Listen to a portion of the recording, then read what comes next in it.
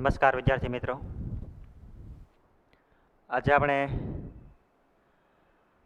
Foundation કોર્સની અંદર એક બીજું યુનિટ, નવું યુનિટ આપણે સ્ટાર્ટ કરવા જઈ રહ્યા છે, જેમનું નામ છે એટોમિક સ્ટ્રક્ચર, જેને કહીશું પરમાણુય બંધારણ. હવે આ ચેપ્ટર સાયન્સની અંદર અને સ્પેસિફિકલી કેમેસ્ટ્રીની અંદર કોન્સેપ્ટને સમજવા માટેનું સેન્ટર ચેપ્ટર છે. ધેટ મીન્સ કે જ્યારે પણ આપણે કેમેસ્ટ્રીની અંદર કોઈ કોન્સેપ્ટ સમજીએ તો ફર્સ્ટ ઓફ ઓલ આપણે એટોમ જે છે એમનું સ્ટ્રક્ચર છે અને એમના બેઝિક બેકગ્રાઉન્ડ્સ અને એમનું બેઝિક સાયન્સ અને એમની અંદરની હિસ્ટ્રી, એપ્લિકેશન્સ અને વોરિયસ ક્વેશ્ચનો એમને આપણે સારી રીતે સમજવા પડે. તો આ ચેપ્ટર જે છે એ ચેપ્ટર આપણા આગળના સ્ટાન્ડર્ડની અંદર આપણને ખૂબ જ હેલ્પફુલ થશે. બરાબર. તો સૌપ્રથમ આપણે ધીમે ધીમે સ્ટાર્ટ કરીએ કે એટોમિક સ્ટ્રક્ચર જે છે એની અંદર આપણે કેટલી વસ્તુઓ ભણવાની છે. તો ફર્સ્ટ ઓફ ઓલ આપણે આ ચેપ્ટરની અંદર સામાન્ય રીતે સૌપ્રથમ આપણે કોઈ પણ દ્રવ્ય હોય અથવા તો પરમાણુ હોય તો એની અંદર મૂળભૂત કણો કેટલા છે એમના વિશે આપણે સ્ટડી કરવાનો છે. ધેટ મીન્સ કે કોઈ પરમાણુ આવેલો હોય તો એમની અંદર મૂળભૂત કણો જે છે એ ઘણા બધા હોય, પણ એમાંના 3 જે છે એ અતિ મહત્ત્વના છે. એમની અંદર ઇલેક્ટ્રોન, પ્રોટોન અને ન્યુટ્રોન. આ 3 કણો જે છે એમની ડિસ્કવરી કઈ રીતે થઈ, એ કેવી રીતે ડિફરન્ટ એક્સપેરિમેન્ટ થ્રુ, પ્રયોગો થ્રુ એમની સાબિતી થઈ કે એ કઈ રીતે વર્ક કરે છે, અથવા તો એમનો ચાર્જ કેટલો હોય છે, એમનું માસ કેટલું હોય છે, આ બધાનો આપણે અભ્યાસ કરવાનો છે. ત્યાર પછી હવે ધીમે ધીમે આ 3 મૂળભૂત કણોનો અભ્યાસ કર્યા પછી પરમાણુનું એક્ઝેક્ટ ચોક્કસ બંધારણ કેવું હોય એમનો આપણે સ્ટડી કરવાનો છે. એમની અંદર આપણે અલગ અલગ વૈજ્ઞાનિકોના અલગ અલગ મોડેલ પણ જોવાના છે કે કયા વૈજ્ઞાનિકે પરમાણુના બંધારણ વિશે કેવી માહિતી આપી એમનો આપણે સ્ટડી કરવાનો છે. ત્યાર પછી બંધારણનો અભ્યાસ કર્યા પછી એક્ઝેક્ટ એમનું બંધારણ કેવું હોય એમનો સ્ટડી કર્યા પછી આપણે એમની ઇલેક્ટ્રોનની રચના વિશે વાત કરવાની છે કે હકીકતમાં જેમ પરમાણુ અલગ અલગ હોય તો અલગ અલગ પરમાણુની ઇલેક્ટ્રોન રચના પણ અલગ અલગ હોય. અને એમની અંદર ત્યાર પછી આપણે ક્વોન્ટમ નંબરની વાત કરીશું. આપણે આગળના ચેપ્ટરની અંદર પિરિયોડિક ટેબલની અંદર કોષ અને પેટાકોષ એવો વર્ડ જે છે એ આપણે ભણીને આવી ગયા, તો એમનો હકીકતમાં ચોક્કસ મતલબ શું થાય છે, મિનિંગ શું થાય છે, તો એમનો સ્ટડી પણ આપણે આજે આ ચેપ્ટરની અંદર કરવાનો છે. તો સૌપ્રથમ આપણે સ્ટાર્ટ કરીએ એટોમિક સ્ટ્રક્ચરની અંદર. સૌપ્રથમ આપણે કેટલી વસ્તુઓ આમની અંદર ભણવાની છે, બરાબર, એમની થોડી એવી આપણે ચર્ચા કરી લઈએ. આપણે લેઆઉટ જોઈ લઈએ કે આપણે આ ચેપ્ટરની અંદર કેટલી વસ્તુઓનો અભ્યાસ કરવાનો છે. તો સૌપ્રથમ આપણે દ્રવ્ય અને પરમાણુના સામાન્ય સિદ્ધાંતને સમજવાના છે કે આગળના આપણે પિરિયોડિક ટેબલની અંદર શું ભણીને આવી ગયા કે અલગ અલગ તત્વો હોય તો એ અલગ અલગ તત્વો જે છે એ આવર્ત કોષ્ટકની અંદર કઈ રીતે એમની ગોઠવણી કરવામાં આવી, પછી એમની અંદરની અલગ અલગ ગુણધર્મોની આપણે ચર્ચા કરી. તો હવે આપણે અલગ અલગ દ્રવ્ય હોય તો એની અંદર અલગ અલગ પરમાણુ અને એમના સિદ્ધાંતને સમજવાની કોશિશ કરવાની છે. ત્યાર પછી ઉપપરમાણુય કણોની હાજરી પણ આપણે સમજવાની છે. તો કણ અને ઉપપરમાણુય કણ જે છે, બરાબર, એ છે શું એમનો આપણે અભ્યાસ કરવાનો છે આ ચેપ્ટરની અંદર. બરાબર. ત્યાર પછી આ ચેપ્ટરની અંદર આપણે સ્પેસિફિકલી હજી વધારે આપણે અંદર જઈએ તો કેટલા ટોપિક્સ જે છે, કેટલા સ્પેસિફિકલી એક્સપેરિમેન્ટ છે, પ્રયોગો છે, અથવા તો એમની અંદર હજી વધારે અંદર કેટલો આપણે સ્ટડી કરવાનો છે એ આપણે જોઈએ. તો આ ચેપ્ટરની અંદર પરમાણુના વિભાજનતા અને ઉપપરમાણુય કણોની લાક્ષણિકતાને સમજવાની છે. ત્યાર પછી કેન્દ્રની સ્થાયીતા અને કેન્દ્રીય પ્રક્રિયાને પણ આપણે સમજવાના છે. ત્યાર પછી ઇલેક્ટ્રોનની શોધના આધારે પરમાણુઓનો સૈદ્ધાંતિક નમૂનાનો અભ્યાસ પણ આપણે કરવાનો છે. ત્યાર પછી કેન્દ્રના સિદ્ધાંતને આધારે પરમાણુનો ગૃહીય નમૂનાનો પણ અભ્યાસ કરવાનો છે. ત્યાર પછી ક્વોન્ટનાઇઝેશન ઉર્જાના આધારે સ્થાયી કક્ષાના સિદ્ધાંતને વર્ણવવું અને આધુનિક પરમાણુય નમૂના પ્રત્યે અભિગમ દાખવવો. તો આ એટલા ટોપિક્સ જે છે એ આ ચેપ્ટરની અંદર આપણે ભણવાના છે. તો આપણે શરૂઆત કરીએ કે સૌ પ્રથમ પરમાણુ છે એ વર્ડ અથવા તો શબ્દ ક્યાંથી આવ્યો? રાઈટ, આપણે ઘણી વખત સાંભળ્યો છે અણુ, પરમાણુ, આયન અથવા તો સંયોજન, મિશ્રણ, બરાબર, એવા શબ્દો આપણે આગળ ક્યાંય ને ક્યાંય આપણે વિજ્ઞાનની અંદર સાંભળ્યા. હવે આપણને એવો પ્રશ્ન થાય કે પરમાણુ શબ્દ જે છે એમનો ઉદ્ભવ ક્યાંથી થયો? તો અગર આપણે ઇતિહાસ જોવા જઈએ તો ઘણા વર્ષો પહેલાં એક આપણા ભારતના મહાન ઋષિ હતા જેમનું નામ છે મહર્ષિ કણાદ. તમે એમનો અહીંયા ફોટો પણ જોઈ શકો છો. મહર્ષિ કણાદે સૌપ્રથમ પરમાણુ જે છે એવો શબ્દ આપ્યો. હવે પરમાણુ જે છે એ હકીકતમાં મોડર્ન સાયન્સ એવું કે એ કોઈ બીજા સાયન્ટિસ્ટે આપ્યો, પણ હકીકતમાં કણ જે શબ્દ છે, કણ શબ્દ જે છે એ સૌ પ્રથમ મહર્ષિ કણાદ નામના જે ઋષિ હતા એમને આપ્યો અને એમને એમની પ્રાથમિક ખ્યાલ પણ આપ્યો કે હકીકતમાં કણ આપણે કોને કહીશું, બરાબર, કણ છે શું? તો કણાદના મતે કણ જે છે એવી વસ્તુ છે કે એ અતિ સૂક્ષ્મ છે કે જેમને કોઈને કોઈ અવકાશ પણ હોય અને એમને કોઈ ચોક્કસ દળ પણ હોય, બરાબર, કે જે અણુનો અથવા તો પરમાણુનો એ નાનામાં નાનો ભાગ છે અને એ નાનામાં નાના ભાગથી આખો પરમાણુ જે છે એ બનેલો હોય છે, બરાબર, જેને એમને નામ આપ્યું કણ. શું નામ આપ્યું? કણ. ગુજરાતીની અંદર કહીશું કણ. ત્યાર પછી જેમ ધીમે સાયન્સ જે છે એ ડેવલપ થયું. પહેલાંના સમયની અંદર કદાચ આજે આનાથી પણ વધારે સાયન્સ ડેવલપ થયેલું હતું, બટ આજે આપણે એ વસ્તુ ભણવામાં આપણે નથી.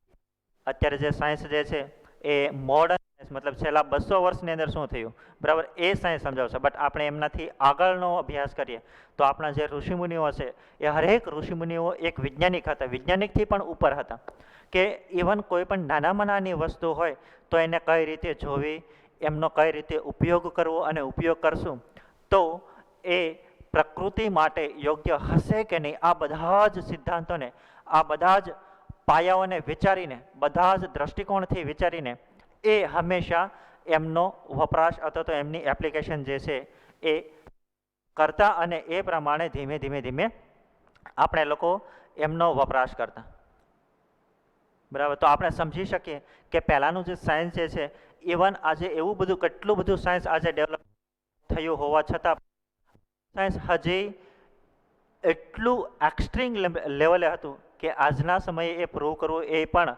આજના વૈજ્ઞાનિકો માટે એક one of the challenge task છે, બરાબર. તો એટલું સાયન્સ જે છે એ પહેલાંના સમયની અંદર ડેવલપ થયેલું હતું. પણ આજે જે આપણે સાયન્સ ભણીએ છીએ, બરાબર, એ છેલ્લા 100 થી 150 વર્ષની અંદર શું થયું છે, બરાબર, એમનો માત્ર આપણે ક્યારેય પણ તમે વિચારજો, આગળ તમે સ્ટડી કરજો તો તમને કોઈ પણનો તમે સ્ટડી કરો તો હકીકતની અંદર જે એમની હિસ્ટ્રી બતાવે છે કે આમની શરૂઆત ક્યાંથી થઈ, તો કોઈ રોમ, ગ્રીસ, બરાબર, યુએસએના વૈજ્ઞાનિકો છે, બરાબર, એને ડિસ્કવરી કરી, એવો બધો ઇતિહાસ જે છે એ ભણવાનો આવે છે.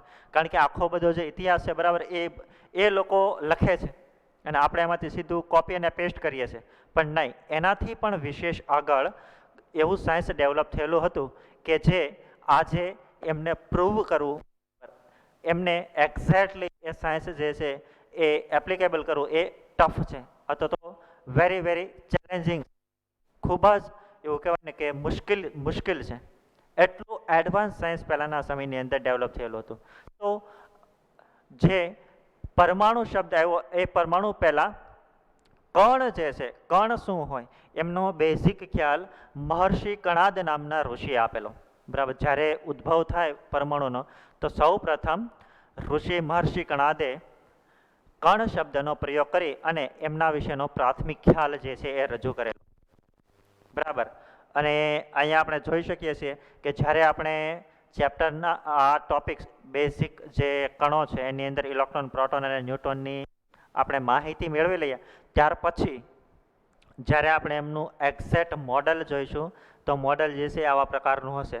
તો એવું એટલા માટે કારણ કે કોઈ પણ પરમાણુ હોય તો એના મધ્ય ભાગની અંદર પ્રોટોન અને ન્યુટ્રોન હોય અને એમના એમની આસપાસ જે છે ઇલેક્ટ્રોન શું કરતા હોય, ભ્રમણ કરતા હોય અથવા તો રિવોલ્વ કરતા હોય છે, બરાબર. અને એ પણ ચોક્કસ કક્ષકની અંદર, બરાબર. તો આ મોડલને આપણે પ્રૂવ કરવાનું છે. ધેટ મીન્સ કે આપણે આ ચેપ્ટરની અંદર આ ટાઈપના મોડલને આપણે ધીમે ધીમે સમજવાની કોશિશ કરવાની છે. તો ફર્સ્ટ ઓફ ઓલ પરમાણુ જે છે એની પહેલાં કણ શબ્દ છે પ્રચલિત હતો. ત્યાર પછી પરમાણુ જે શબ્દ છે એ એટોમિયો જે છે એના ઉપરથી આવેલો છે. તો એટોમનો મતલબ થાય પરમાણુ, જેને ગુજરાતીની અંદર કહીશું પરમાણુ, બરાબર. પણ એની પહેલાં જે શબ્દ પ્રચલિત હતો એ કણ હતો, બરાબર. તો હવે આપણે આગળની હિસ્ટ્રી અથવા તો આગળનો ઇતિહાસ ભણવાની આપણે કોશિશ કરીએ. તો સૌ પ્રથમ પરમાણુ છે, પરમાણુ નહીં પણ હવે આપણે એમને કણ કહીશું, કારણ કે એ દરમિયાન મહર્ષિ કણાદે એમને કણ સ્વરૂપે રજૂ કર્યો હતો, બરાબર. ત્યાર પછી મોડર્ન સાયન્સ જે છે એને પરમાણુ કહે છે બે એક જ સેમ જ વસ્તુ, બરાબર. તો આપણે જોઈએ તો સૌ પ્રથમ પરમાણુ એ પદાર્થનો મૂળભૂત એકમ છે અને પ્રાચીન સમયથી તેમનો ખ્યાલ જે છે એ પણ ખૂબ પ્રચલિત છે. પણ એવું કહે છે કે એ દરમિયાન એ વિચારોનો કોઈ પ્રાયોગિક પુરાવો ન હતો, બટ એ વાત ખોટી છે. એ દરમિયાન મહર્ષિ કણાદે એમનો ખ્યાલ પણ આપેલો છે, બરાબર. હવે એ વસ્તુ એ લોકો ન લખે તો એમાં દોષ કોનો? જે સત્ય છે એ ન લખે તો દોષ કોનો? બરાબર. એ દોષ બધાનો છે, કારણ કે જે સત્ય છે એ જ હંમેશા ભણવું જોઈએ. તો ત્યાર પછી મહર્ષિ કણાદ પછી એક જ્હોન ડાલ્ટન નામનો એક વૈજ્ઞાનિક હતો. એને અવલોકનો અને પ્રાયોગિકના આધારે પરમાણુય સિદ્ધાંત આપ્યો. શેમની રચના કરી? પરમાણુય સિદ્ધાંત. તો એમની અંદર એમને સિદ્ધાંતની અંદર ઘણી બધી વસ્તુઓ રજૂ કરી કે કોઈ પરમાણુ હોય તો એમની અંદર આ પ્રકારની લાક્ષણિકતાઓ હોવી જોઈએ. તો આ પ્રકારની સ્પેસિફિક એમની અંદર લાક્ષણિકતાઓ હોય તો આપણે એમને પરમાણુ કહીશું, બરાબર. તો એવો ખ્યાલ જે છે એ એમને આપ્યો, પણ એ પણ લાંબા સમય સુધી નિષ્ક્રિય પડ્યો રહ્યો. ધેટ મીન્સ કે આ ખ્યાલ જે છે એ એટલો બધો પ્રચલિત ત્યાર પછી થયો નહીં અને ઘણા સમય સુધી એના ઉપર કોઈએ બીજા ખ્યાલ રજૂ કર્યો નહીં. ત્યાર પછી એમને એવું કીધું હતું કે મૂળ સિદ્ધાંત એ હતો કે અણુને પદાર્થના અંતિમ કણ તરીકે ગણે છે.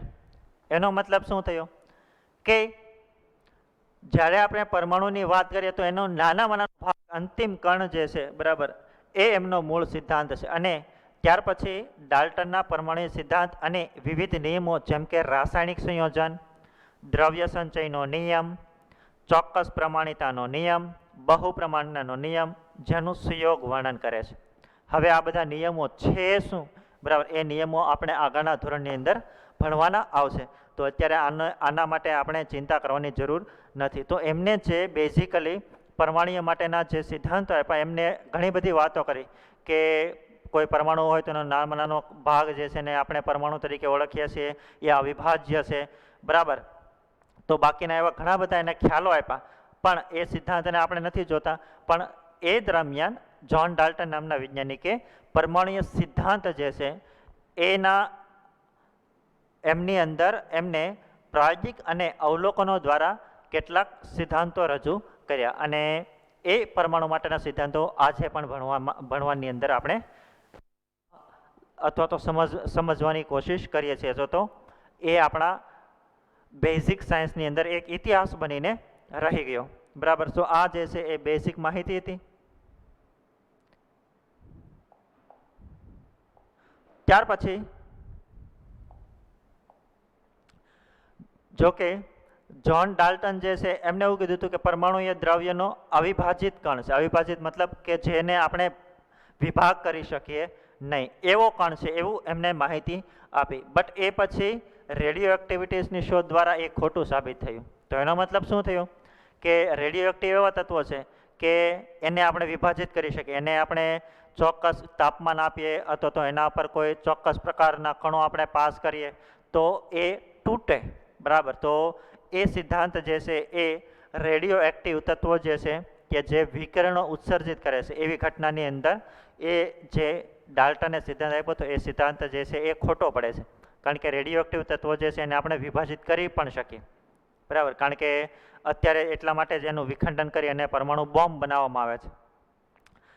ત્યાર પછી રેડિયો એક્ટિવિટી પર થયેલા ઘણા પ્રયોગોના આધારે સાબિત થયું કે પરમાણુ એ ઘણા ઉપપરમાણુય કણો ધરાવે છે. તો ત્યાર પછી એક નવી ટર્મ બહાર આવી કે રેડિયો એક્ટિવ તત્વો જે છે એમના અભ્યાસ ઉપરથી એમને ઘણા બધા તારણો જે છે એ મળ્યા અને એના આધારે એવું પ્રૂવ થયું કે પરમાણુની અંદર ઘણા બધા બીજા ઉપપરમાણુય કણો પણ આવેલા છે. હવે આ ઉપપરમાણુય કણો છે શું એમને આપણે ધીમે ધીમે સમજવાની કોશિશ કરીએ, બરાબર. તો એની અંદર મુખ્યત્વે 3 મૂળભૂત કણો જણાવે છે, જે ધન વીજભારિત કણ પ્રોટોન, વીજભાર રહિત ન્યુટ્રોન અને ઋણ વીજભારિત ઇલેક્ટ્રોન તરીકે ઓળખવામાં આવે છે.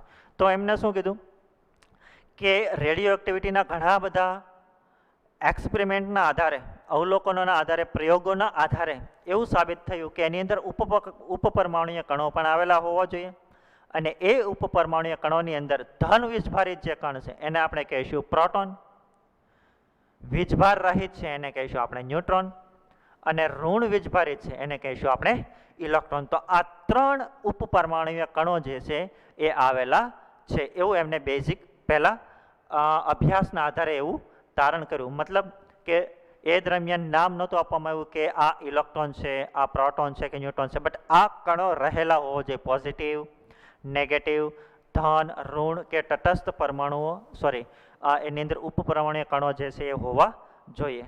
તો એવી બેઝિક માહિતી એ પ્રયોગોના આધારે થઈ. તો હવે આપણે ધીમે ધીમે એ પ્રયોગોને સમજવાની કોશિશ કરવાની છે. તો હવે આપણે શરૂઆત કરીએ કે એમની શોધ કઈ રીતે થઈ. કે ઋણ વીજભારિત ઇલેક્ટ્રોન છે, ધન વીજભારિત પ્રોટોન છે અથવા તો તટસ્થ ન્યુટ્રોન છે, એ કઈ રીતે એમની શોધ થઈ એ આપણે હવે જોવાની છે. તો સૌ પ્રથમ આપણે કોની ડિસ્કવરી જોવાની છે? ઇલેક્ટ્રોનની. કોની જોવાની છે? ઇલેક્ટ્રોન. તો ઇલેક્ટ્રોન છે એમની શોધ કઈ રીતે થઈ એ આપણે ધીમે ધીમે જોવાનું છે. અને એમાં અલગ અલગ વૈજ્ઞાનિકોએ કેવી રીતે અલગ અલગ પ્રયોગોના આધારે એવું પ્રૂવ કર્યું કે આની અંદર ઇલેક્ટ્રોન નામનો અવપરમાણુય કણ પણ આવેલો હોવો જોઈએ, બરાબર. તો આપણે જોઈએ તો સૌ પ્રથમ ઇલેક્ટ્રોન જે છે શોધાયેલો મૂળભૂત કણ છે, બરાબર. સૌ પ્રથમ ઇલેક્ટ્રોન ઉપર ઘણા બધા પ્રયોગો થયા અને એમના આધારે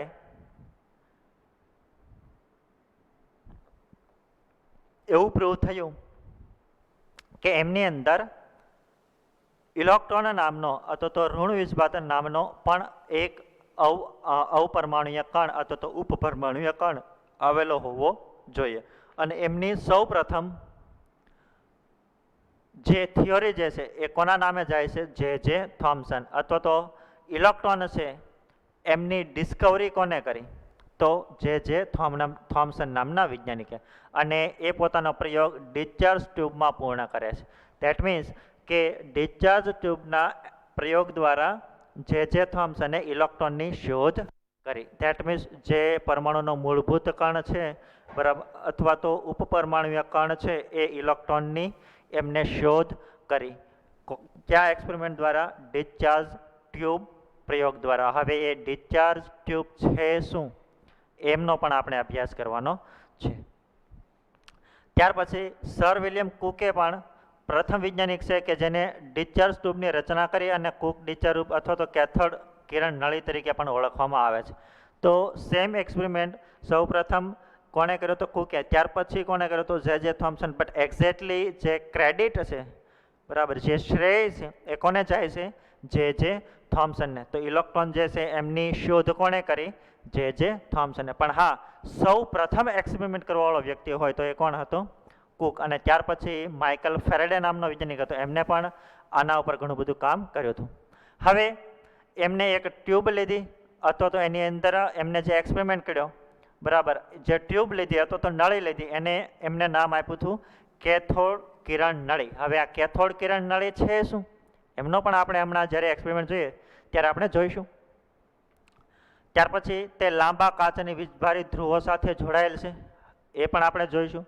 ડિસ્ચાર્જ ટ્યુબનું અંદરનું દબાણ એકમોસ્ટ પંપ દ્વારા નિયંત્રિત કરી શકાય છે. ધેટ મીન્સ એની અંદર એવી પણ વ્યવસ્થા કરવામાં આવી કે પંપ જે છે એનાથી આપણે દબાણ જે છે બરાબર એ પણ નિયંત્રિત કરી શકીએ. ત્યાર પછી આ ડિસ્ચાર્જ ટ્યુબ પછી જે થોમ્સને આંશિક આધુનિક બનાવવામાં આવી અને એમની અંદર 0.01 mmHg દબાણ. તો આ છે શું તો દબાણનો એક ભાગ જ છે બરાબર. આ જે છે એને કહીશું mmHg મિલીમીટર મર્ક્યુરી દબાણ. HG નો મતલબ મર્ક્યુરી દબાણ. જ્યારે આંશિક શૂન્યાવકાશિત કરેલ ટ્યુબના મધ્યમાં રહેલ સૂક્ષ્મ છિદ્રમાંથી પસાર કરતા ડિસ્ચાર્જ ટ્યુબ વિરુદ્ધ બાજુએ આખેલ ઝિંક સલ્ફાઇડના પડદા પર પ્રકાશિત બિંદુ રચાય છે જેનું કારણ કેથોડમાંથી ઉત્પન્ન થતા કેથોડ કિરણો છે. હવે આ જે એમને એક્સપ્લેનેશન આપ્યું છે એમને વાત કરી છે કે કેથોડ ટ્યુબ જે છે એ કઈ રીતે કામ કરે છે બરાબર. એને આપણે આ આકૃતિ દ્વારા સમજવાની કોશિશ કરીએ. આપણે જોઈ શકીએ સૌ પ્રથમ બરાબર સમજવાની કોશિશ કરજો. આમની અંદર સૌ પ્રથમ આ આખી ટ્યુબ લીધી, નળી લીધી, એને શું નામ આપ્યું કેથોડ નળી. કેવું નામ આપ્યું કેથોડ નળી. ઓકે. ત્યાર પછી એ નળીની અંદર કાચની નળી, આ કેની નળી હતી કાચની નળી. હવે એ નળીની અંદર બે પ્લેટ રાખી અને એમની અંદર એક જે છે એ ઋણ વીજભારિત પ્લેટ અથવા તો ધ્રુવ જેને નામ આપ્યું કેથોડ અને બીજું એક ધન વીજભારિત પ્લેટ જેને નામ આપ્યું એનોડ. શું નામ આપ્યું એનોડ. બરાબર યાદ રહે.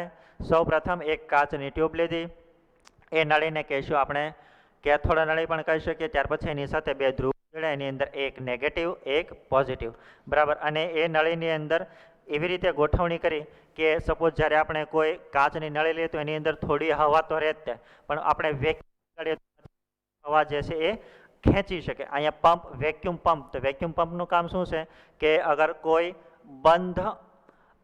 બંધ જે છે પાત્ર હોય તો એની અંદરથી આપણે હવા ખેંચવી હોય તો આપણે કોના વડે ખેંચી શકીએ વેક્યુમ પંપ વડે. તો એને વેક્યુમ પંપ પણ રાખ્યો કે જેમની અંદરથી વધારાની હવા જે છે એ ખેંચી શકીએ અને ખેંચીએ તો દબાણ જે છે એની અંદર ચેન્જીસ થઈ શકે બરાબર.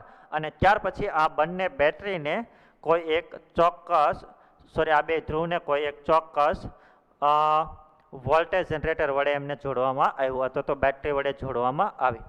હવે થયું શું, જેવી રીતે જેવું જ એમને આમની અંદર બેટરી સાથે કનેક્ટ કર્યું તો એ દરમિયાન આમની અંદર કોઈ એક ચોક્કસ દબાણે, કોઈ એક ચોક્કસ, અને એ કેટલું દબાણ ખૂબ વધારે દબાણે ધીમે ધીમે ધીમે આમાંથી કિરણો જે છે એ ઋણ ધ્રુવથી ધન ધ્રુવ તરફ વહન કરવા લાગ્યા. શું કરવા લાગ્યા વહન કરવા લાગ્યા.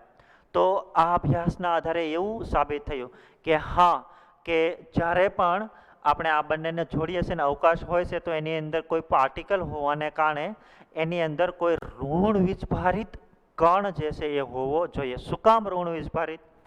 કારણ કે ઋણ વીજભાર વાળો કોઈ કણ હોય તો એ કોના તરફ આકર્ષાય ધન વીજભાર તરફ. કયા વીજભાર તરફ?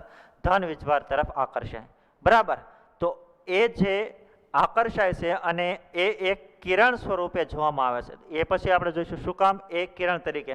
તો એ સીધી લાઈનની અંદર ધીમે ધીમે ધીમે ત્યાંથી અહીંયા આવે છે, ધન વીજભારિત તરફ આવે છે આકર્ષાઈને, અને એ હંમેશા કઈ લાઈનની અંદર ગતિ કરે છે? સીધી લાઈનની અંદર. કઈ લાઈનની અંદર? સીધી લાઈનની અંદર. અને એ જે કિરણો છે એને નામ આપ્યું કેથોડ કિરણો. કેવા નામ આપ્યું? કેથોડ કિરણો બરાબર. અને એમનો વીજભાર જે છે એ કેવો હોય છે? એ ઋણ હોય છે. તો ઋણ કેવી રીતે સાબિત થયું બરાબર એ પણ આપણે જોઈશું. તો આ જે છે એ જે થોમ્સનનો સૌ પ્રથમ ડિસ્ચાર્જ ટ્યુબની અંદર એમને આવી રીતે પ્રયોગ કરી અને એમને અવલોકન કર્યું કે હા કે કોઈ પણ કણ હોય તો એની અંદર ઋણ વીજભારિત કણો જે છે એ હોવા જોઈએ. તો એ આ ડિસ્ચાર્જ ટ્યુબના પ્રયોગ દ્વારા આપણે સમજી શકીએ બરાબર. તો આ થઈ વાત જે થોમ્સનનો જે ડિસ્ચાર્જ ટ્યુબનો જે પ્રયોગ હતો એમની સમજણની વાત. તો આના આધારે એમને પ્રૂવ કર્યું કે હા કંઈક કોઈ પરમાણુ હોય તો એની અંદર ઋણ વીજભારિત કણ નામનો કોઈ વસ્તુ હોવી જોઈએ, એવો એમને તારણ કાઢ્યું. બરાબર. તો આપણે જોઈ શકીએ કે આ એક્ઝેક્ટલી એમનું જે એક્સપેરિમેન્ટ છે એ પ્રેક્ટિકલ એક્સપેરિમેન્ટ છે. તો પહેલાં એમને કોઈ ચોક્કસ ધ્રુવ સાથે જોડ્યા, બરાબર, બેટરી સાથે જોડી દીધા બંનેને, અને આ જે છે એ કેથોડ નળી છે, અને જેવું અહીંયાથી આપણે વોલ્ટેજ આપ્યું તો તરત જ તે, અને ચોક્કસ જ્યારે આપણે એની અંદર કોઈ એ પછી એમને અભ્યાસ કર્યો કે કોઈ ચોક્કસ પ્રકારનો ગેસ ભરીએ અને બંનેને જોડીએ તો ઊંચા દબાણે એમાં એમની અંદર ચોક્કસ કોઈ પાર્ટિકલ જે છે એવો શેડ જે છે એ નેગેટિવ તરફથી પોઝિટિવ તરફ અથવા તો કેથોડથી ધન તરફ જતો એમને ઓબ્ઝર્વ થયો. બરાબર. તો આપણે લાઇટને આપણે જોઈ શકીએ, એ દરમિયાન હોઈ શકે કે આપણે આંખેથી ન જોઈ શકીએ એવા કિરણો જે છે એ પાસ થતા હોય, બટ અહીંયા આપણે કોઈ ગેસ પાસ કરીએ, શું લઈએ, વાયુ લઈએ ચોક્કસ પ્રકારનો, તો એ દરમિયાન આપણે એમની અંદર એક્સપેરિમેન્ટ કરીએ તો આપણે ચોક્કસ પ્રકારના કલરવાળા કિરણો જે છે એ ડાબી બાજુએથી જમણી બાજુ હતો તો કેથોડથી એનોડ તરફ સીધી જ ગતિ કરતા જોવા મળે. હવે એક અહીંયા બીજી પણ વસ્તુ રાખેલી છે કે આપણે એમને મેગ્નેટ આપીએ, શું આપીએ, મેગ્નેટ. તો મેગ્નેટની અંદર પણ એન અને એસ ધ્રુવ હોય, તો એન અને એસ ધ્રુવના કારણે શું થશે કે જે નેગેટિવ ચાર્જના હતા એ નેગેટિવ ચાર્જના કિરણો જે સીધી લાઇનની અંદર ગતિ કરતા હતા, કઈ લાઇનની અંદર, સીધી લાઇનની અંદર, તો એ થોડા શું થશે, વક્ર થશે. શું કામ? કારણ કે સપોઝ આ જે એન કે એસ ધ્રુવ હોય તો આપણે એમનો માર્ગ જે છે એ અવરોધિત કરી શકીએ. બરાબર. તો સીધી લાઇનની અંદર થતા હતા એ શું થઈ જશે, ડાયવર્ટ થઈ જશે. શું કામ? કારણ કે આની અંદર એન અને એસ ધ્રુવ જે છે ઓપોઝિટ હોય છે. તો એટલા માટે એ કિરણો જે છે એ ચોક્કસ સીધા માર્ગથી કોઈ ડેવિએશન તરફ જઈ શકે એવું પણ એમને ઓબ્ઝર્વ કર્યું. બરાબર. આની અંદર તમે જુઓ એક્ઝેક્ટલી એ કેથોડ કિરણોનો જે એક્સપેરિમેન્ટ છે, બરાબર, એ અહીંયા આપણે હજી વધારે સારી રીતે સમજવાની આપણે કોશિશ કરીએ. સૌપ્રથમ આપણે જે બે પ્લેટ રાખી હતી, બે પ્લેટ, ત્યાર પછી એને કોઈ બેટરી વડે જોડી દીધું. નેગેટિવ ચાર્જ છે એને આપણે વાત કરી હતી કેથોડ, પોઝિટિવ ચાર્જ છે એને આપણે કહીશું એનોડ. બરાબર. ત્યાર પછી જેવી રીતે બેટરી આપણે કનેક્ટ કરીએ તો ધીરે ધીરે કિરણો જે, સપોઝ આપણે એનોડની અંદર એક નાનો એવો હોલ રાખી દઈએ, શું રાખી દઈએ, હોલ. તો હજી આપણે એક મોટી કેનલ, બરાબર, નળી લઈ લઈએ, અને એ નળીનો જે ભાગ છે, મતલબ કે જે અંત છે, ત્યાં એમને કોઈ ચોક્કસ પ્રકારનું એક પડ રાખ્યું, અને એ પડ છે એ કઈ કયા સંયોજનોનું રાખ્યું હતું, ઝિંક સલ્ફાઇડનું. કોનું રાખ્યું હતું, ઝિંક સલ્ફાઇડ. હવે આ ઝિંક સલ્ફાઇડનું કામ શું છે એ પણ આપણે જોઈએ.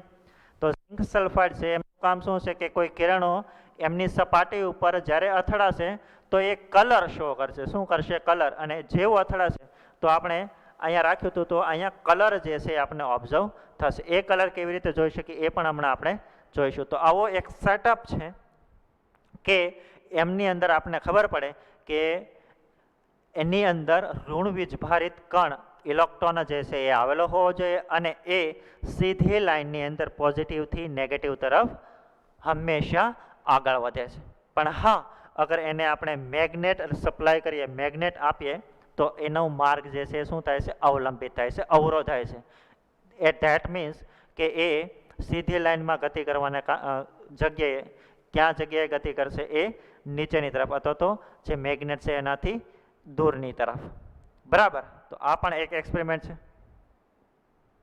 તમે અહીંયા એક્ઝેક્ટલી આપણે જોવાની કોશિશ કરી.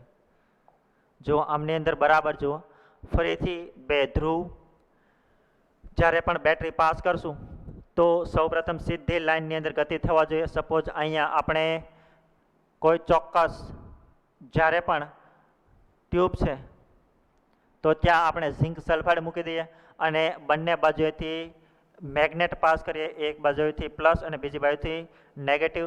તો જ્યાં મેગ્નેટ નથી, મેગ્નેટ જ્યાં જે એરિયાની અંદર નથી એ એરિયામાં તો તમે જુઓ કે કિરણો જે છે એ કઈ દિશામાં ગતિ કરે છે? સીધી દિશાની અંદર ગતિ કરે છે. ત્યાર પછી જેવું મેગ્નેટ રાખ્યું એમ એની દિશા શું થાય છે? બદલાય છે. બરાબર જુઓ. શું કામ? કારણ કે પોઝિટિવ છે તો આની અંદર નેગેટિવ પાર્ટિકલ હોય તો એ કોના તરફ આકર્ષાવો જોઈએ? આના તરફ. તો એ સીધા જવાને બદલે કઈ તરફ જશે? ઉપરની તરફ. હવે એનો મતલબ એવો કે અહીંયા નીચે આવે છે તો એનો મતલબ શું થયો કે આની અંદર પોઝિટિવ આયનો પણ હોવા જોઈએ. એટલા માટે તે જે નેગેટિવ પોલ છે એમાં સીધી જગ્યાએ જવાને બદલે એ નીચે પોતાના તરફ આકર્ષાય અને આવે છે. તો આ એક્સપેરિમેન્ટના આધારે શું પ્રૂવ થયું? તો ઋણ વીજભારિત કણ આવેલા હોવા જોઈએ, સીધી દિશામાં ગતિ કરે છે. બરાબર. અને આપણે એમને મેગ્નેટ સપ્લાય કરીએ. શું આપીએ? મેગ્નેટથી ડેવિએશન કરીએ, ચુંબકત્વ આપીએ, તો એ દરમિયાન કિરણો કેવા થાય છે? વિચલિત થાય છે. શું કામ વિચલિત થાય છે? કારણ કે હકીકતમાં એનો ચાર્જ કેવો છે? નેગેટિવ. તો આપણે પોઝિટિવ આયનનો કોઈ પોલ રાખશું તો એના તરફ આકર્ષાશે. એટલા માટે એમનો માર્ગ જે છે એ વિચલિત થાય છે. બરાબર.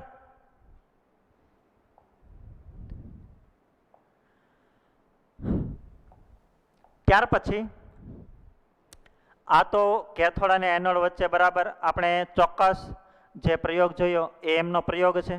અને એના અવલોકનના આધારે આપણે શું ખબર પડે છે કે કેથોડ વિરુદ્ધ બાજુએ વસ્તુનો પડદો જોવા મળે છે અને કેથોડ કિરણો જે છે કઈ દિશામાં આગળ વધે છે? કોઈ સીધા માર્ગની અંદર આગળ વધે છે. બરાબર. એવું આપણે પ્રૂવ કર્યું. ત્યાર પછી